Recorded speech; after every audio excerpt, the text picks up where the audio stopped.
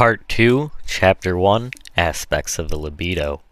Before I enter upon the contents of the second part, it seems necessary to cast a backwards glance over the singular train of thought with the analysis of the poem The Moth to the Sun has produced.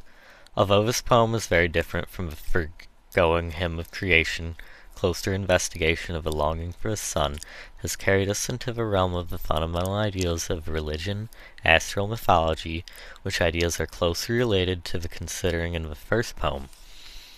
The creative God of the first poem, whose dual nature, moral and physical, was shown especially clearly to us by Job, has in the second poem a new qualification of astral, mythological, or to express it better, of astrological character. The God becomes the sun, and in this finds an adequate natural expression quite apart from the moral divisions of the God idea into the heavenly Father and the devil.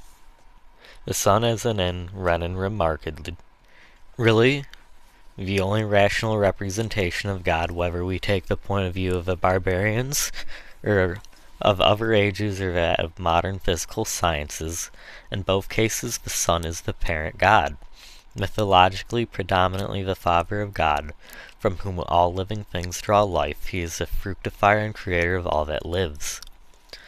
The source of energy of our world, the discord into which the soul of man has fallen through the action of mortal laws, can be resolved into complete harmony through the sun as a natural object which obeys no human moral law.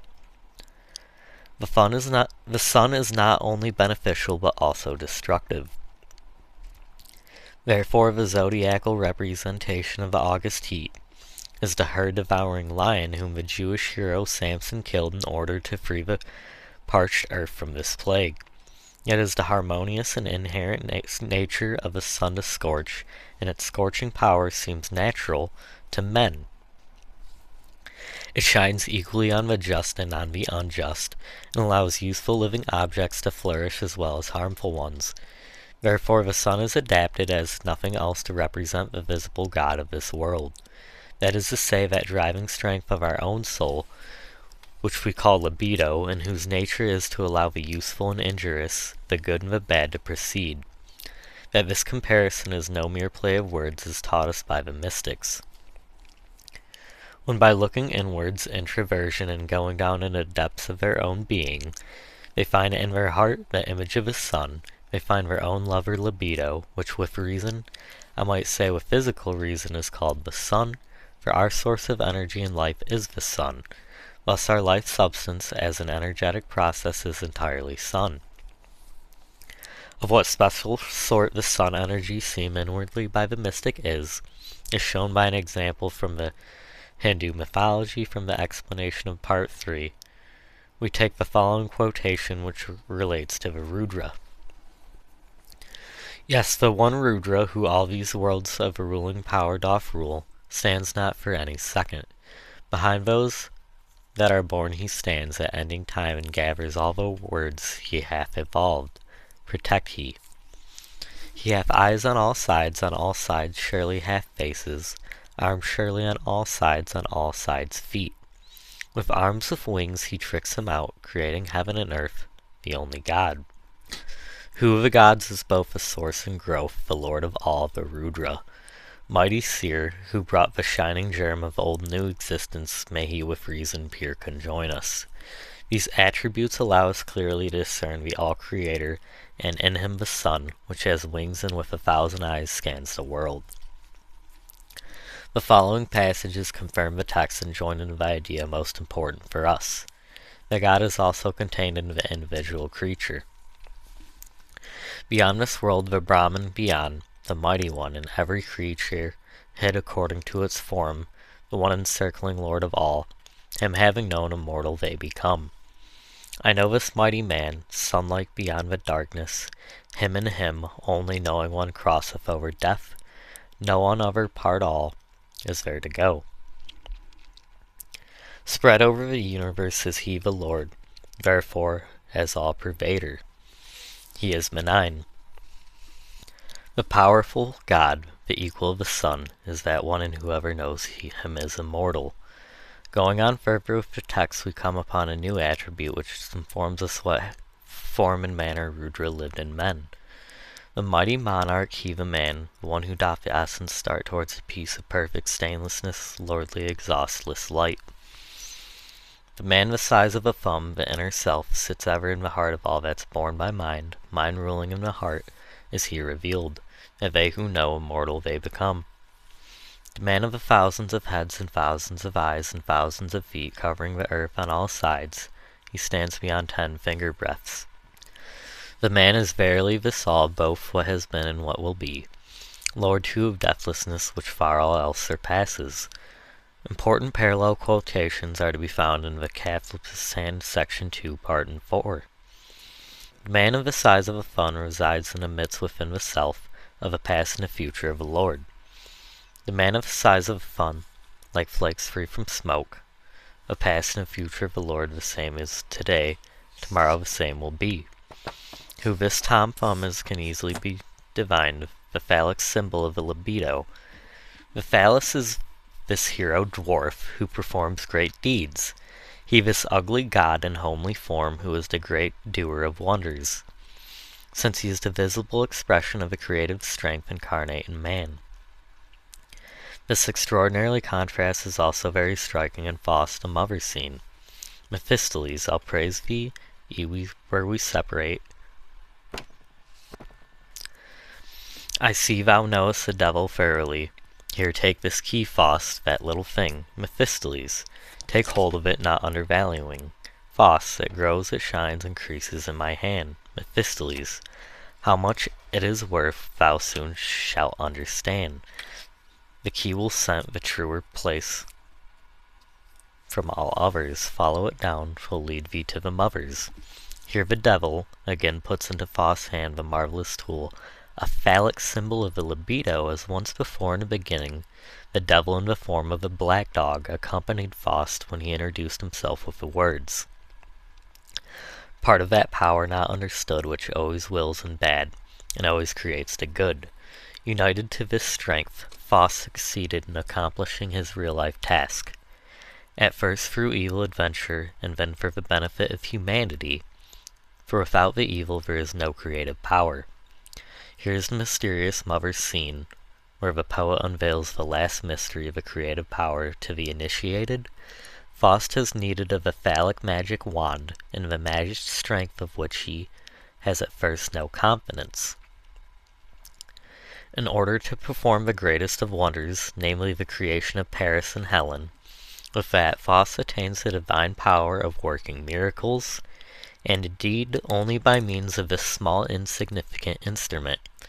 This paradoxical impression seems to be very ancient, for even the Upanishads could say the following of a dwarf god. Without hands, without feet, he moveth, he graspeth. Eyeless he seeth, and earless he heareth. He knoweth what is to be known, yet is there no knower of him. Him call the first, mighty the man. Smaller than small, yet greater than great in the heart of this creature, the self doth repose. The phallus is the being which moves without limbs, which sees without eyes, which knows the future. And as symbolic representative of the universal creative power existent everywhere, immortality is vindicated in it. It is always thought of as entirely independent in an idea, currently not only in antiquity, but also apparent in the pornographic drawings of our children and artists. It is a seer, an artist, and a worker of wonders. Therefore it should not surprise us when certain phallic characteristics are found again in the mythological seer, artist, and sorcerer. Hephaestus, Wieland the smith, and Mani the founder of Manichaeisms, whose followers were also famous, have crippled feet. The ancient seer Melacampus possessed a suggestive name, Blackfoot, and it seemed also to be typical for seers to be blind. Dwarf statue, ugliness and deformity have become especially typical for those mysterious Siphonian gods, the sons of Hephaestus the Cabri, to whom great power to perform miracles was ascribed.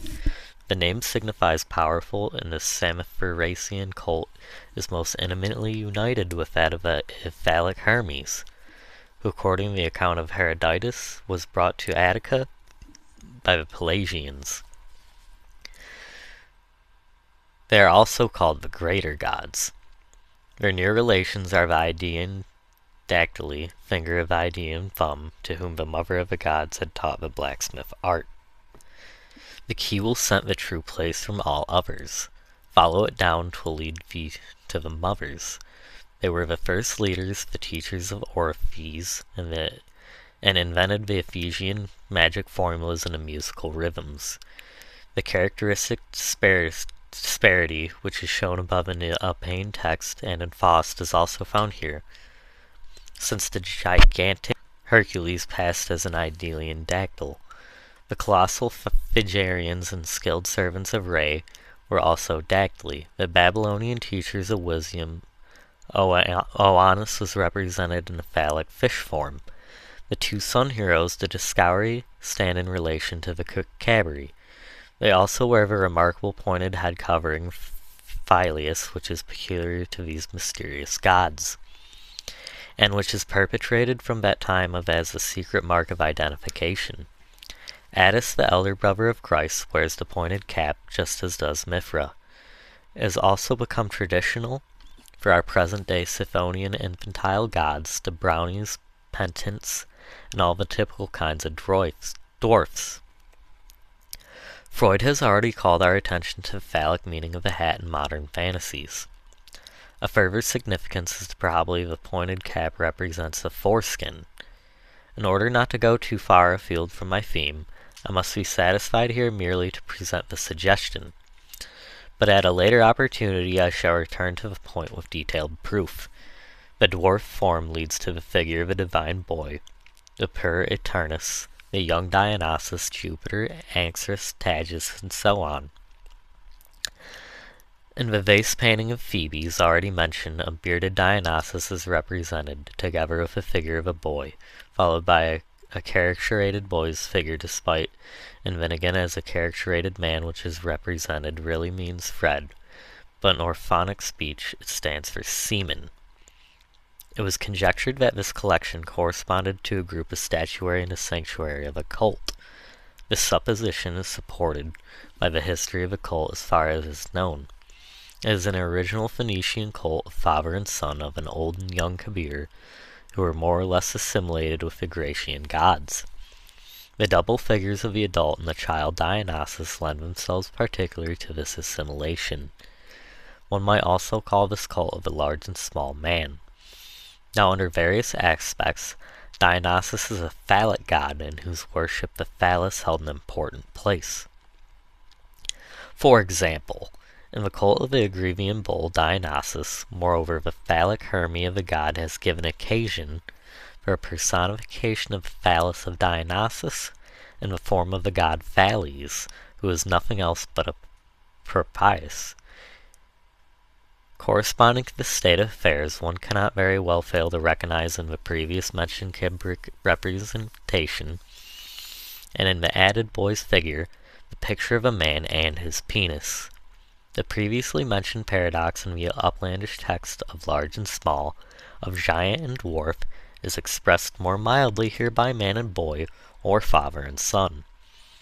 The motive of deformity, which is used constantly by the Kubrick cult, is present also in the vase pictured, while the parallel figures to Dionysus are the characterated. Just as formerly the difference in size gave occasion for division, so does the deformity here.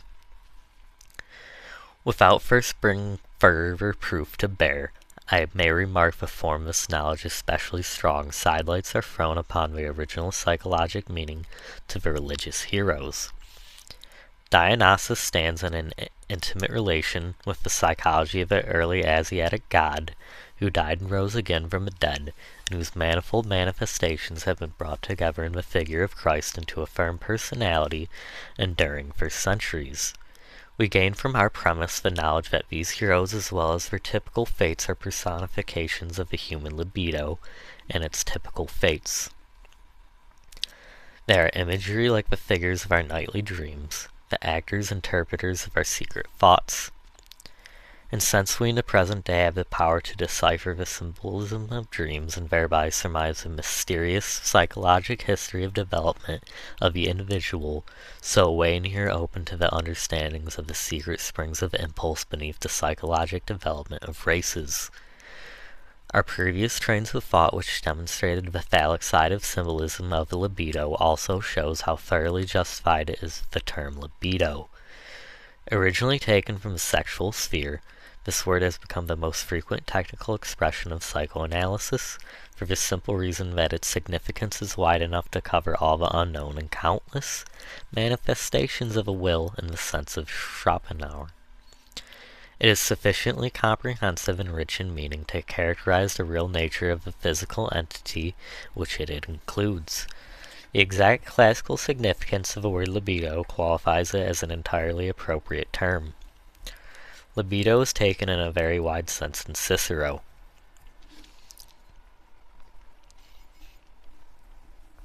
The meaning of libido here is to wish, and in stoical distinction of will, dissolute desire.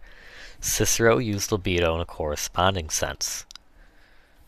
In the same sense, Salus says, and in another place, in a milder and more general sense which completely approaches the analytical use. The use of libido is so general that the phrase libido est scire merely had the significance of I will, it pleases me. In the phrase aliquam libido urinae laesis, libido had the meaning of urgency. This significant of sexual desire is also present in the classics. The general classical application of the conception agrees with the corresponding etymological context of the word libido or lubido with libet, more ancient lubet, it pleases me, and libens or lubens means gladly or willingly. Sanskrit lubibati, to experience violent longing. Labahayiti excites or longing. Lubdahaya, eager. Moreover, in Gothic, lubiens was represented as hope, in Old High German, loban, to praise. Labaconimation, to praise or glory. Old Bulgarian, jubilee, to love. Jubilee, to love. Lithuanian, lapusanti, to praise. It can be said that the conception of libido as developed in the new work of Freud and of his school is functionally the same significance in the biological territory as has the conception of energy since the time of Robert Mayer in the physical realm. It may not be superfluous to say something more at this point concerning the conception of libido after we had followed the formation of its symbol to its highest expression in the human form of the religious hero.